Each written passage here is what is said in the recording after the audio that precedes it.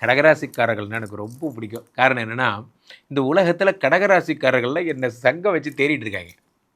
ராம்ஜி எங்கே இருக்கார் சார்? எப்போ பார்த்தாலும் வந்து கடகராசிக்காரர்களுக்கு ஏதாவது ஒன்று சொல்லிகிட்டே இருக்கார். நன்றாக புரிந்து கொள்ள வேண்டும். நான் யாரையுமே காயப்படுத்தாத ஜனரஞ்சக ஒரு ஜோதிடர்னா அது நான் மட்டும்தான். காரணம் என்னென்னா, உள்ளபடியே நான் உங்களை காதலிக்கிறேன். இந்த கடகராசிக்காரர்களுக்கெல்லாம் என்ன வாழ்க்கையில் நடக்கும்? சனி வக்கரம் என்ன தரும் சார்? சனி டீஃபால்ட்டாகவே உங்களுக்கு பேட் பாய் சார். அவன் நன்றாக புரிந்து கொள்ள வேண்டும். சனி பகவான் யார் நினைக்கிறீங்க? யார் உங்களுக்கு பேட் பாய்? 7 8 குடையவன். 8 குடையவன் 9ஆம் இடத்திலே வக்கரம் பெறுகிறான். இதை விட ஒரு நல்ல விஷயம் உலகத்தில் வேறு ஏதாவது இருந்தால் சொல்லுங்கள். காரணம் என்ன? 8 குடையவன் 8ஆம் இடத்திலே வக்கரம் பெற்று 9ஆம் இடத்தில் இருக்கிறான்.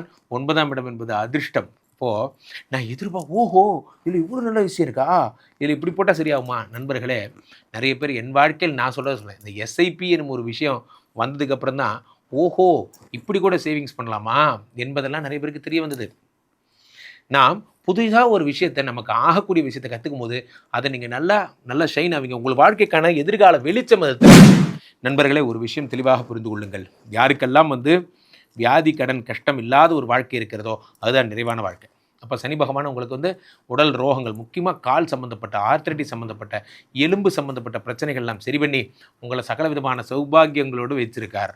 அதான் முக்கியமான விஷயம். சனி பகவான் உங்களுடைய 6ஆம் இடத்தை பார்த்து விட்டார்.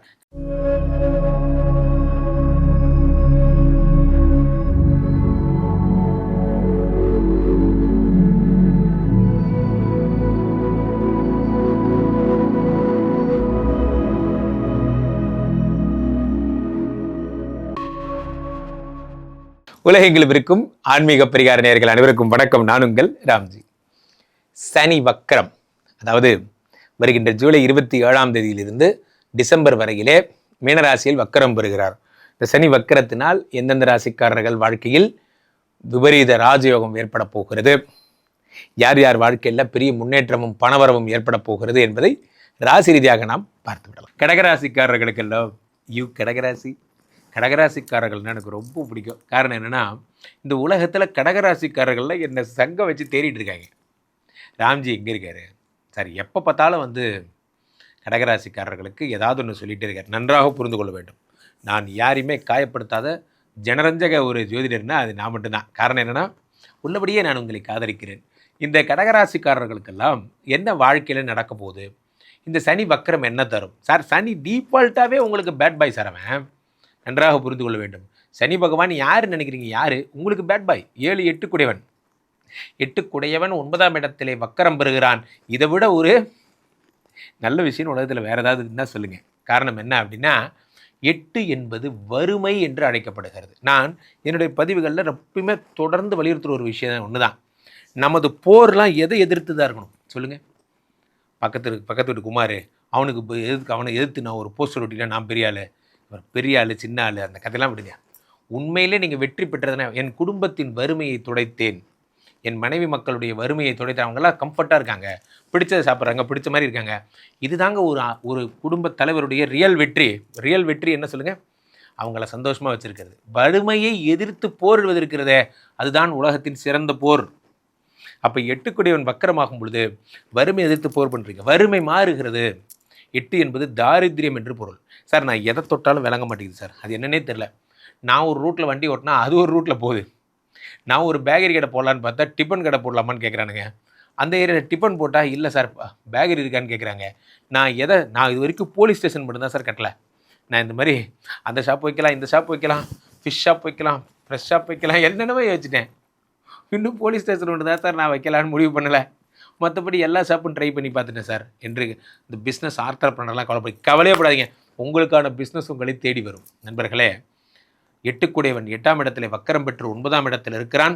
9ஆம் இடம் என்பது அதிர்ஷ்டம். இப்போது நான் ஓஹோ இதில் இவ்வளோ நல்ல விஷயம் இருக்கா, இதில் இப்படி போட்டால் சரியாகுமா? நண்பர்களே, நிறைய பேர் என் வாழ்க்கையில் நான் சொல்கிறேன், இந்த எஸ்ஐபி என்னும் ஒரு விஷயம் வந்ததுக்கப்புறம் தான் ஓஹோ இப்படி கூட சேவிங்ஸ் பண்ணலாமா என்பதெல்லாம் நிறைய பேருக்கு தெரிய வந்தது. நாம் புதிதாக ஒரு விஷயத்தை, நமக்கு ஆகக்கூடிய விஷயத்தை கற்றுக்கும் போது அதை நீங்கள் நல்லா ஷைன் ஆவீங்க. உங்கள் வாழ்க்கைக்கான எதிர்கால வெளிச்சம் அது திறக்கிறது. நானாக பண்ணியிருக்க மாட்டேன் சார், இந்த ஐடியா எனக்கு நல்லா ஒர்க் அவுட் ஆகும் சார். அந்த மாதிரி 9ஆம் இடம் என்பது அதிர்ஷ்டம். நான் சில பேர் சும்மா சேவிங்ஸ் பண்ணிட்டே வருவாங்க, திடீர்னு பார்த்தா கோல்டு ரேட் ஏறி போச்சு. ஏன் லக்கு எனக்கு நடந்தது, ஏன் லக்கு கோல்டு விலை ஏறி.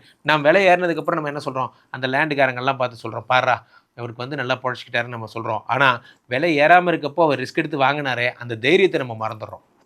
அப்போ 9ஆம் இடத்தில் இருக்கக்கூடிய சனி பகவான் 9, 10, 11 பார்க்கிறார். 11ஆம் இடம் என்பது லாபஸ்தானம். லாபத்தை கடகராசிக்காரர்கள் பார்க்கும் பொழுது இது வரைக்கும் நீங்கள் பண்ண பிஸ்னஸோட மாடியூலே மாறப்போகுது. இனிமேல் புதுசாக பிஸ்னஸ் பண்ண போகிறீங்க. அடுத்ததாக 9ஆம் இடத்திலிருந்து சனி பகவான் என்ன பண்ணுறார், உங்களுடைய 3ஆம் இடத்தை பார்க்கிறார். 3 என்பது தைரியம், 3 என்பது உடன் பிறந்தவர்கள், 3 என்பது புதிய முயற்சி. அடுத்ததாக சனி பகவான் உங்களுடைய 6ஐ பார்க்கிறார். 6ஆம் இடம் என்பது மீண்டும் சொல்லுகிறேன் கடன். 6 என்பது வியாதி. அப்போது உடல் வியாதி, கடன், கஷ்டம் போன்றவற்றை இந்த சனி பகவான் சரி செய்கிறார்.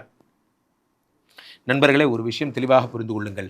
யாருக்கெல்லாம் வந்து வியாதி, கடன், கஷ்டம் இல்லாத ஒரு வாழ்க்கை இருக்கிறதோ அதுதான் நிறைவான வாழ்க்கை. அப்போ சனி பகவான் உங்களுக்கு வந்து உடல் ரோகங்கள், முக்கியமாக கால் சம்மந்தப்பட்ட, ஆர்த்ரைட்டிஸ் சம்மந்தப்பட்ட, எலும்பு சம்மந்தப்பட்ட பிரச்சனைகள்லாம் சரி பண்ணி உங்களை சகல விதமான சௌபாகியங்களோடு வைத்திருக்கார். அதான் முக்கியமான விஷயம். சனி பகவான் உங்களுடைய 6ஆம் இடத்தை பார்த்து விட்டார். கடகராசிக்காரர்கள் கும்மாளம். பொதுவாகவே நண்பர்களே, இந்த சனி பகவானை நம்ம எப்படி எடுத்துக்கலாம் என்றால், மீனராசியிலே வக்கரம் பெறுகிறார். வக்கரம் பெற்ற சனி பகவான் பொதுவாகவே நன்மைகளை செய்யக்கூடியவர். ஏன் நம்ம நிறைய பேர் புரிஞ்சிக்காத ஒரு விஷயம் என்னென்னா, சனி பகவான்னா ப்ராப்ளம், குரு பகவான்னா நல்லவர்னு நமக்கு இங்கே ஒரு ஃபேக்கான ஒரு இமேஜ் ஒன்று போயிட்டுருக்கு. உண்மை என்னவென்றால் அப்படி இல்லை.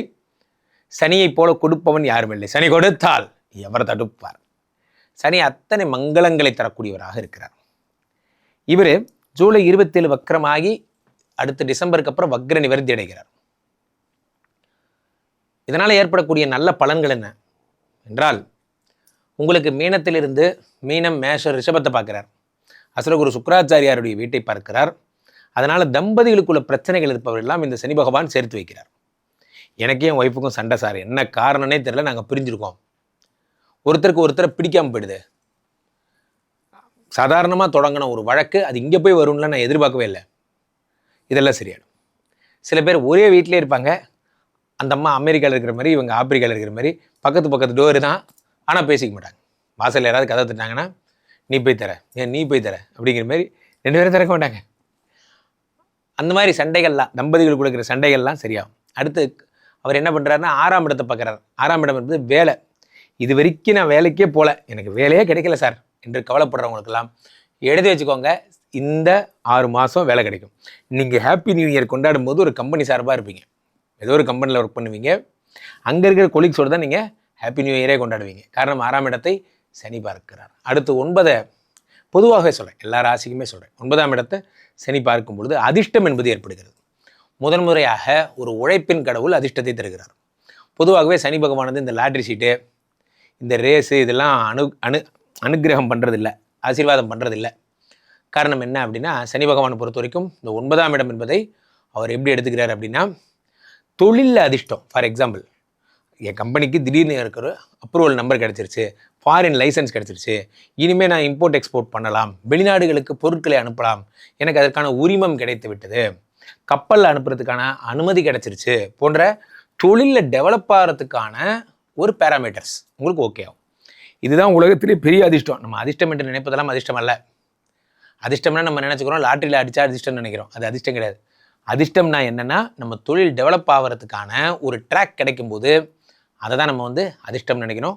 அப்போ இந்த சனி பகவானுடைய அனுகிரகத்தால் சனி வக்ரமாகும் பொழுது அதிர்ஷ்டம் போன்றவை கிடைக்கிறது. இதுக்கு நான் என்ன செய்யணும் என்றால், அடிக்கடி நீங்கள் திருநள்ளாறு போகணும், அகத்தீஸ்வரர் கோயில் போகணும், எள்ளு சாதங்கள், எள்ளு நேவேத்தியம், எள்ளு பண்டங்களால் செய்யப்பட்ட உணவுகளை தானமளிப்பது, மாற்றுத்திறனாளிகளுக்கு உதவி செய்வது, முக்கியமாக சாதுக்களுக்கு செருப்பு, கொடை போன்றவற்றை வாங்கி தருவது, இவையெல்லாம் நீங்கள் பண்ணணும். இதெல்லாம் நீங்கள் பண்ண சந்தோஷமாக இருப்பீங்க. தொடர்ந்து சனி பிரச்சனைனால ஏதாவது வீட்டில் ப்ராப்ளம் அப்படின்னா கீழே போய்ட்டு இந்த நம்பரை கூப்பிடுங்க. உங்களுடைய சொந்த ஜாதகத்தை பார்த்து கொள்ளுங்கள். உலக புகழ்பெற்ற நமது விஸ்வரூப விஷ்ணுமாயா இளைஞர்கள் இருக்கக்கூடிய புனிதமான இந்த ஸ்ரீமடத்திலே தினசரி நடக்கின்ற விஷ்ணுமாயா ஹோமங்களை கலந்து கொள்ளுங்கள். ராம்ஜி சுவாமிகள் என்னும் என்னுடைய இன்ஸ்டா ஐடியை ஃபாலோ பண்ணுங்கள். மீண்டும் நல்ல பதிவில் சந்திப்போம். நன்றி, வணக்கம். இங்கே ஸ்தாபிதம் செய்யப்படுகிறார் விஷ்ணுமாயா.